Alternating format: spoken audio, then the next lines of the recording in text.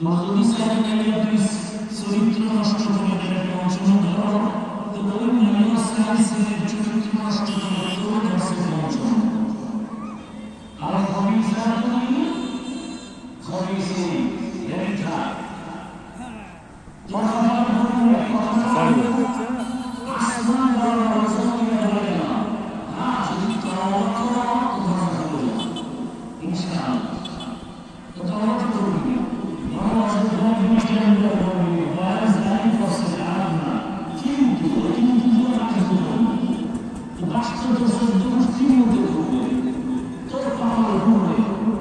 কোন দিন গাড়ি চাকার পরে মাথা ঢুকবে